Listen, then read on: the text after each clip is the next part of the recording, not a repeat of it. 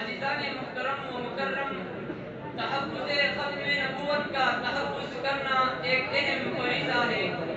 اللہ رب العزت قرآن مجید میں ارشاد فرماتے ہیں، ما کان محمد ابا احد من رجالکم ولکن رسول اللہ و خاتم النبیین۔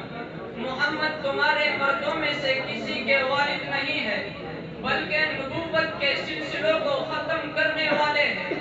اسی طرح آپ علیہ السلام نے ارشاد فرمایا، کانت بنو اسرائیل تسوسهم الانبیاء کلما ہلک نبی خلفه نبی وانه لا نبی بعدی وسیکون خلفاء فیکتمون۔ بنی اسرائیل کی قیادت ان کے انبیاء کیا کرتے تھے۔ جب ایک نبی وفات ہوتا دوسرا نبی اس کا خلیفہ ہوتا، لیکن میں آخری نبی ہوں، میرے بعد دوسرا نبی نہیں آئے گا، البتہ میرے بعد میرے خلفاء ہوں گے۔ بہت زیادہ ان مذکورہ حدیث اور آیات سے معلوم ہوا کہ آپ علیہ السلام کے بعد دوسرا نبی نہیں آئے گا۔ آپ صلی اللہ علیہ وسلم کے بعد جو بھی نبوت کا دعویٰ کرے گا وہ دار اسلام سے خارج ہے۔ معزز سامعین، جھوٹے مدعیان نبوت کا سلسلہ آپ علیہ السلام کے زمانے میں ہی شروع ہوا۔ جب آپ صلی اللہ علیہ وسلم کے زمانے میں مسلمہ کذاب نے جھوٹے نبوت کا دعویٰ کیا تو آپ صلی اللہ علیہ وسلم نے مسلمہ کذاب کی طرف ایک خط لکھا۔ وہ خط ایک عاشق رسول، ایک محب رسول، ایک صحابی رسول حضرت عبید بن زید انصاری رضی اللہ تعالی عنہ کو دے کر مسلمہ کذاب کی طرف روانہ کیا۔ جب صحابی رسول مسلمہ کذاب کی مجلس میں گیا تو مسلمہ کذاب نے کہا کہ عاشق رسول، کیا تم اس بات کی گواہی دیتے ہو کہ محمد اللہ کے رسول ہے؟ تو عاشق رسول نے، صحابی رسول نے کہا کہ میں گواہی دیتا ہوں کہ محمد اللہ کے رسول ہے۔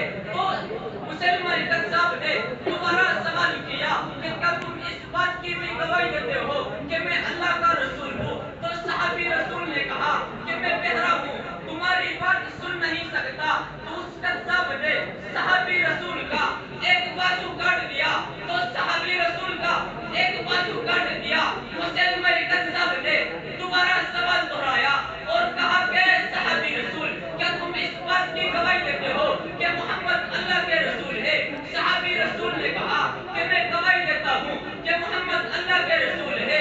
مسلمہ کذاب نے دوبارہ سوال دہرایا، کیا تم اس بات کی بھی گواہی دیتے ہو کہ میں اللہ کا رسول ہوں؟ تو صحابی رسول نے کہا کہ میں بہرا ہوں، تمہاری بات سن نہیں سکتا۔ تو مسلمہ کذاب نے اس کا دوسرا ہاتھ بھی کاٹا۔ مسلمہ کذاب سوال دہراتا رہا، عاشق رسول، صحابی رسول وہی جواب دیتا رہا، وہی جواب دیتا رہا، اور اس عاشق کا ایک ایک عضو کاٹتا رہا۔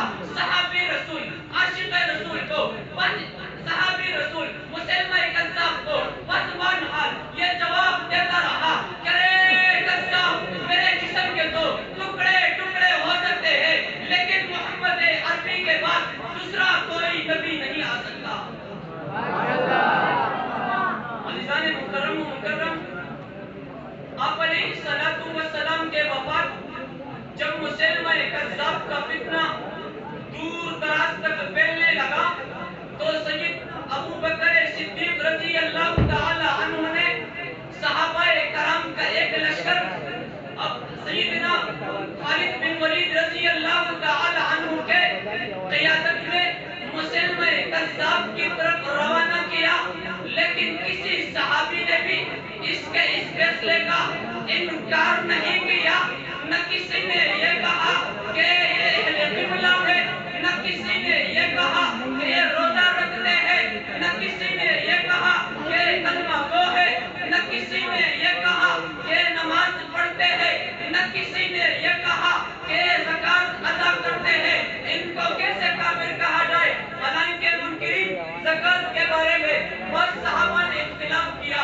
اسی طرح اسامہ کے لشکر کو روانہ کرنے کے بارے میں بھی بہت صحابہ نے اختلاف کیا کہ زکوٰۃ ادا کرتے ہیں، نماز پڑھتے ہیں، ان پر کفر کا فتویٰ کیسے لگا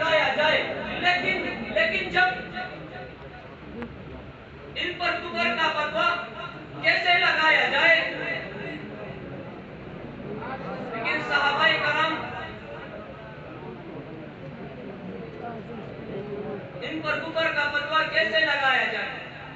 حالانکہ منکرین زکوٰۃ کے بارے میں بعض صحابہ نے حضرت اسامہ کے لشکر کو روانہ کرنے کے بارے میں بعض صحابہ نے اختلاف کیا ان پر کفر کا فتویٰ کیسے لگایا جائے، لیکن جب